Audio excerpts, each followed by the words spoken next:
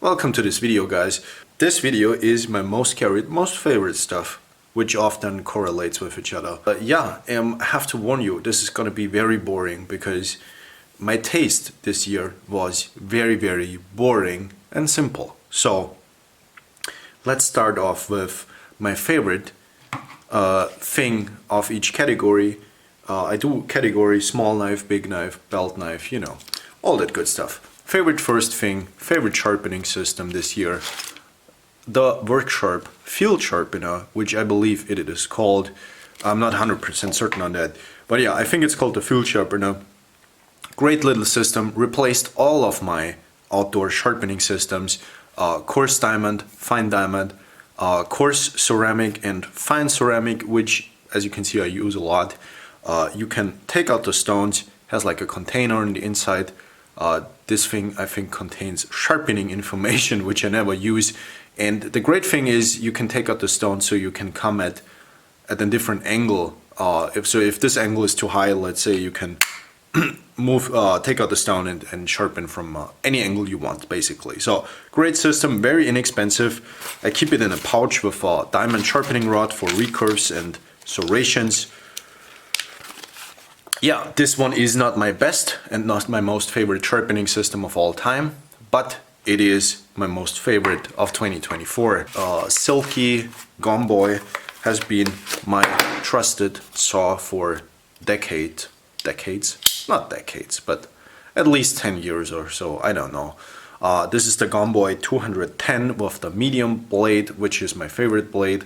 I have a coarse blade as well for frozen wood, but the medium blade works for all types of wood, fine and hardwood, and these are very sharp for a very long time because this is a nicely hardened blade, and they are very lightweight, very simple, very effective tools. I keep mine in a Gerber pouch, which doesn't fit it perfectly, but it's a good pouch nonetheless. Favorite multi-tool of the year, Leatherman P4. I have to say I prefer Victorinox multi-tools in terms of their quality, but this one is just very good because it is lightweight, has a pocket clip. I like the blades that Leatherman does now, because the old blades I think were not as nice, but these newer blades are very nicely done. This has a hollow grind. I don't know what the steel on here is, don't care. I don't care about steels on the multi-tools, to be honest. Tanto blade serrated with a chisel tip is also very nice.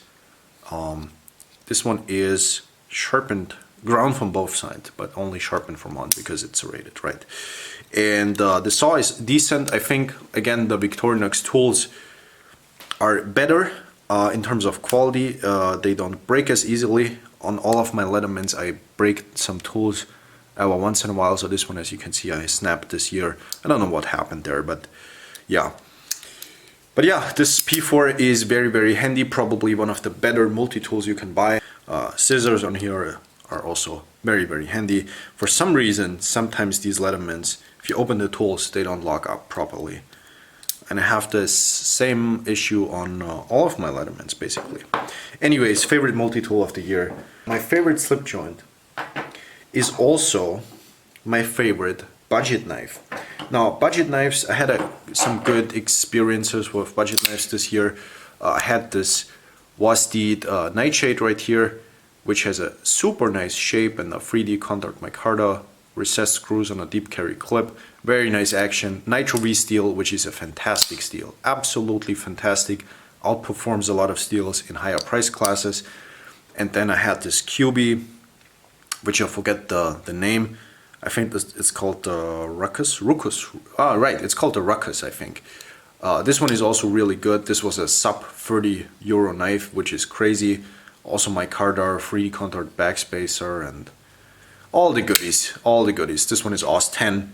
So I had some really good experience with Chinese-made budget knives this year, but none of this is gonna make the list for my most favorite budget knife. And because my most favorite budget knife is also my most favorite slip joint in 2024, my favorite slip joints in general, which I carried a lot in 2024, the GC number 13, the Whip, for instance, lived in my wallet for a couple of months. Great wallet knife because it's so thin and slim. and the Buffalo Check, which might be one of my most favorite slip joints of all time.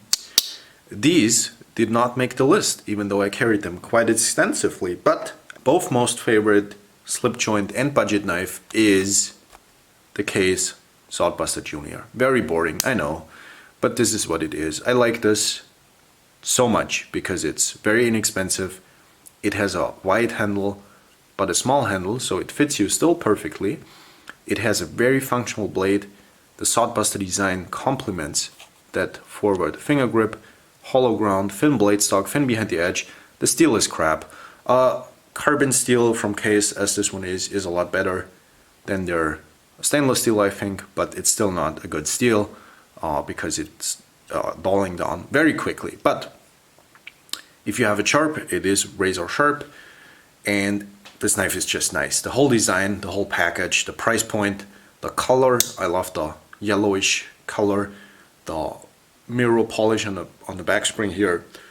Just nice. A super cool gift knife and a super cool traditional knife. And yeah, my favorite budget and slip joint knife of 2024 by far. This doesn't make a lot of sense, but it's just what I like. The action is not good for a slip joint, but again, this is very inexpensive and it's made in the US. Let's stay with the topic of slip joints and go to favorite traditional knife.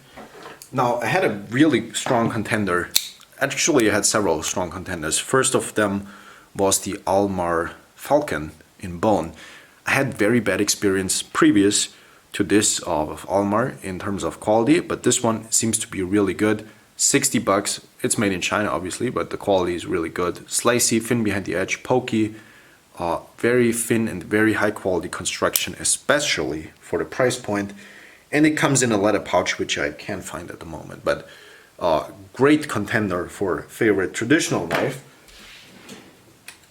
Same goes for the Boker Fellow, I think it's called, which has just a beautiful shape to it and a beautiful dyed bone.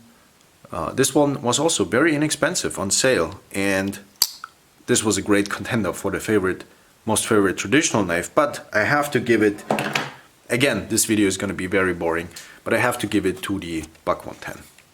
The Buck 110 was just my most favorite traditional knife of 2024. What can I say about the Buck 110 that hasn't been said? Let's start off with the negative thing. It's very heavy, but it's also that weight that wants you hold this knife forever and ever because it feels so good in the hand. The brass just feels so classy, and the wood, it has a nice warm feeling to it. The blade is super slicey and super aggressive in the cut with the hollow grind, very pokey, very fine. This is an outstanding knife still. Super boring, I know.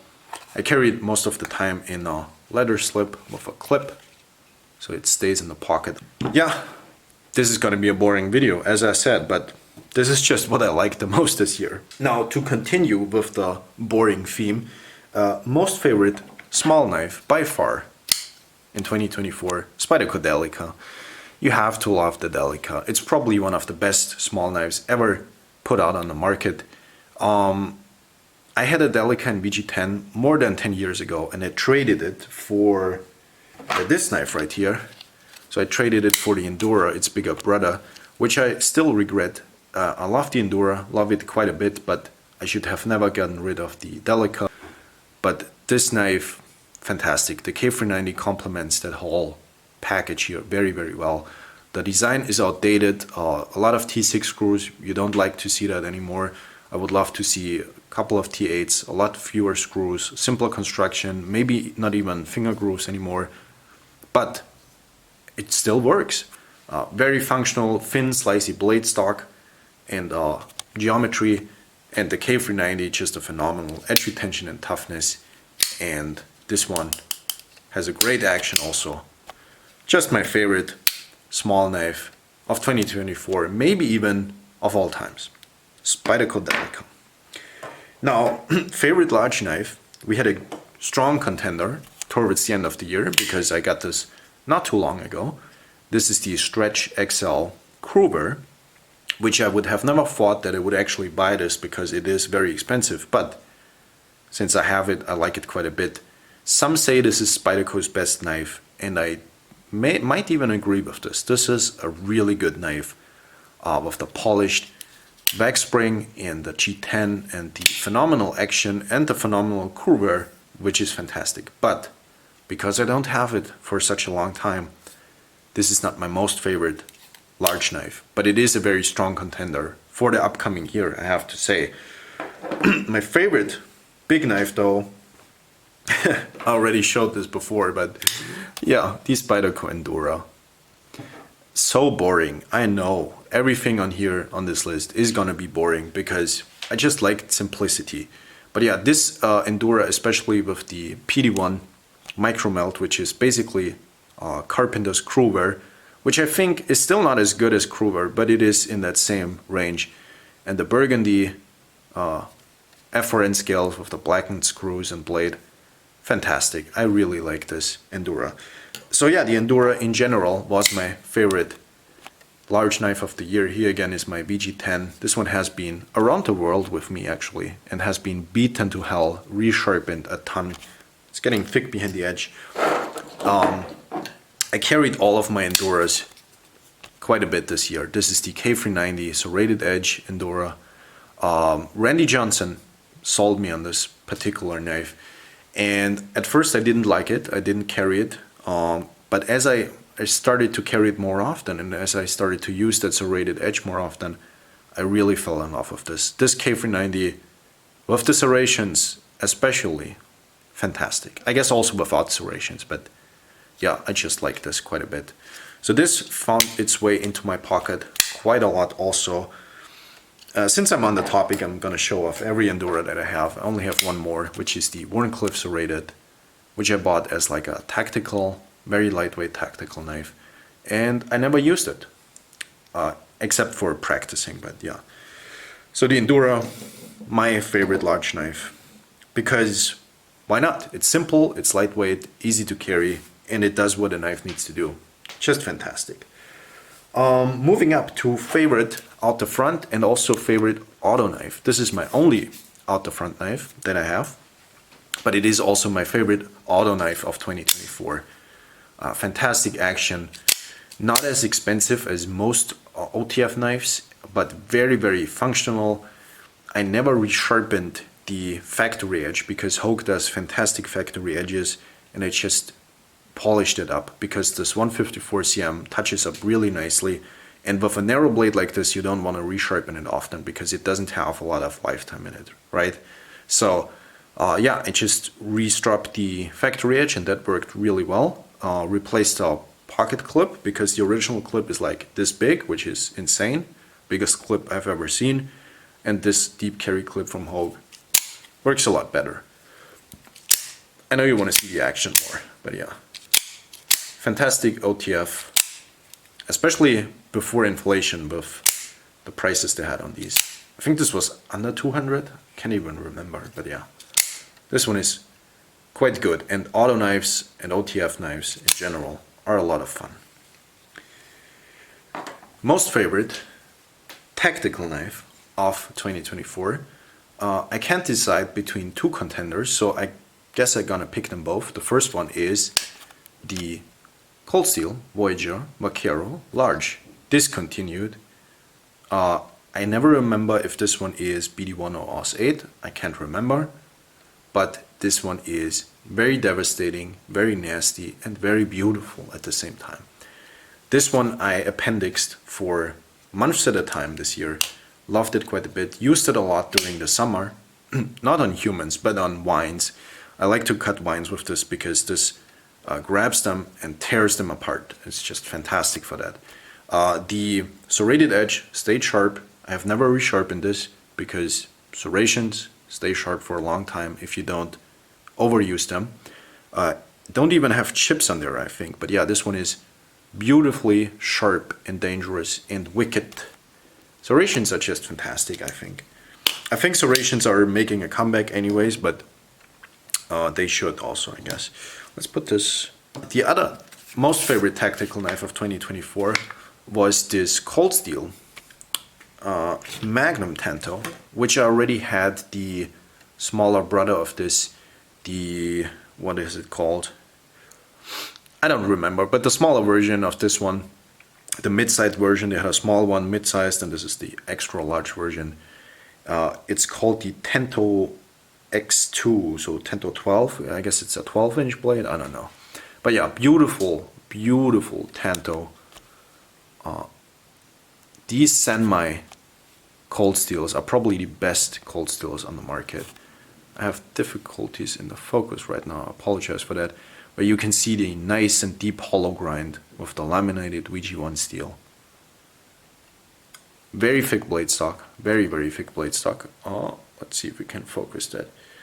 And just beautiful grind lines. It's not an easy knife to grind for sure. And then the rubberized handle, which is very typical for cold steel, has a lot of traction when you have wet or sweaty hands.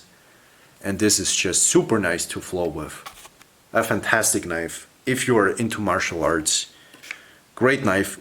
Really excited that I got this because I held back on this one for a long time.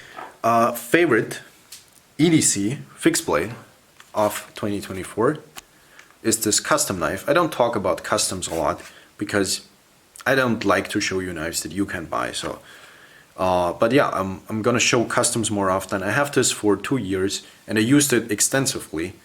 And yeah, this is one of my most favorite EDC fixed blades. This is a small Steigerwald knife, which is a German custom knife maker. And I talked to him in person and he made me this knife. This has a very slight recurve and a beautiful patina on that 12442 steel, which is a German tool steel, which is super high in edge retention and toughness, but low in corrosion resistance. And this one in particular is at 65 HRC. So super high hardness for the amount of toughness this has. And yeah, beautiful beech wood, colored beech wood in green, which is one of my most favorite colors, I guess, and brass pins, and really nice shapes and angles to the handle. The handle is small, so I can use my pinky to control the tip very, very well. And the blade is nice in terms of control. I love that slight recurve because I love recurves in general. I love the shape, I love the tapered tang, the toughness and robustness for the 65 HRC. This is an amazing knife. Leather sheath with a clip, so I carry this inside the waistband. Beautiful package. One of my best fixed blades that I have. Most favorite belt knife of 2024. This is tough because I had some strong contenders. Really strong contender was the Demko Free Rein, which I had a lot of fun with. This chops amazingly for such a small knife. This is a great belt knife. I always thought they were a little bit too expensive, but I bought mine on a secondary market and I got a good discount on it. So yeah, this one was a strong contender. Also the Cold Steel SRK was a strong contender. I love the SRK design, I just didn't like the grind because it was very thick behind the edge. So I actually reground mine. So this is the SRK with the regrind. I've already used this, so this has some marks on it.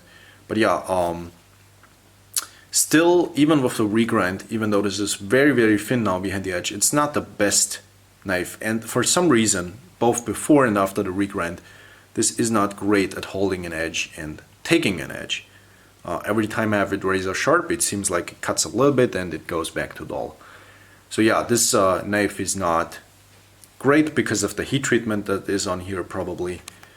But I love the design, which makes me thinking I might get one of those SRK Senmai steels because those might be a little bit better. But yeah, very thick blade stock, very robust knife, but not gonna make the list for best belt knife. I think what's going to make the list even more, which cuts even better than the Free Rein here, is the Peltonen M95. The M95 goes with that whole theme of simplicity that I had this year. It's a very simple shape, it's very reliable, it's only 4mm in blade stock as opposed to the 5mm on the other two guys I showed you. And yeah, this makes it go through material much better and it's much thinner behind the edge. It slices really well and it's just a great knife. And you still have a lot of robustness with that 4mm blade stock of 80 CRV2 blade steel. So yeah, robustness is not a concern here. I used to not like this as much, but I gained to love it actually because I compared it to other knives that I have. So in comparison to other knives, this outperforms a lot of them. And with like 70 bucks, I think what it cost back then, it also came with a TRC Kydex sheath, with a nice belt loop, fantastic package. I actually have this since 3 years, so yeah, good knife, really good knife actually. Next category, favorite kitchen knife. I like this a lot because I use this a lot. This one is a knife that I made myself. It is a simple kitchen knife, cleaver style blade with a thin and precise tip for cuts, but a very nicely convex edge for those chopping tasks when you chop vegetables. It's on the thicker blade stock. It is very, very slicey because, yeah, that convex grind and yellow G10 and carbon fiber pins make this for a very cool looking knife also. So this one is great. I love to use this. I have a lot more expensive kitchen knives, but this one I use quite a ton actually. The blade steel on this one was Böhler K720, by the way. So that's also why it has patina going on here. Next category, favorite big knife of 2024. Big knife as in big chopping knife. Had some good contenders over the year, but this is by far my favorite. I never remember what this is called, so we'll put it in the video right now. This one is a Finnish Loikku knife. I'm not sure how to pronounce it, but Loikkus are basically the larger brothers of Pukos. So these are Scandi ground blades. These are very, very slicey and very thin on the cutting edge, so you can actually choke up. Unlike with most big knives, you can actually carve stuff with this, which is great. You can also get really close to that cutting edge. And it has a thin blade stock, so it's more like a machete, but because of that thin blade stock and that sharp cutting edge, it goes through material with ease, and it goes through material especially good when chopping. So unlike you would think, a thinner blade stock, but yeah, like I said, it's like a machete. It goes through material very, very well. So I use this a lot for softer stuff, but it can also do harder wood, and it has an interesting traditional handle, which you can also almost use like a sub hilt, and it swings very well. Chops fantastically, carves fantastically for such a big knife. This is like a big Bowie knife size, so this is not a small knife at all. And it comes in this fantastic traditional leather sheath with a great retention and simple loop up here, very lightweight package. But yeah, really cool knife. Love this quite a bit. Performs fantastically. And I think the price was like 60 bucks when I bought it, so crazy price. Favorite hatchet, Gransfors Brooks. Gransfors Brook. I never remember which model this is, but this is one of the smaller ones, but not so small that you can't use it anymore. I wouldn't go smaller in terms of hatchets than this one. This is especially nice because of that convex cutting edge. It's forged, obviously, has a nice hammer on the back.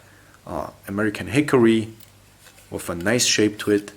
These are very ergonomic, and the quality on these is just great. So yeah, I didn't use axes too often, but I like to use hatchets every once in a while, and this one is the best I have, I guess, so I use it a lot. I would go bigger even. If I buy this again, I would take an even bigger version actually, because bigger is better with axes and hatches, I guess. So that's it for 2024. Most boring, most favorite knives of the year. But yeah, this is what this is. I hope you guys had an absolute fantastic 2024. I certainly didn't, but I learned a lot. And yeah, I hope you have a nice celebration into 2025. And I hope it's going to be a prosperous and really good year for you. And yeah, thank you guys for watching, and we see each other in 2025, I guess. Goodbye.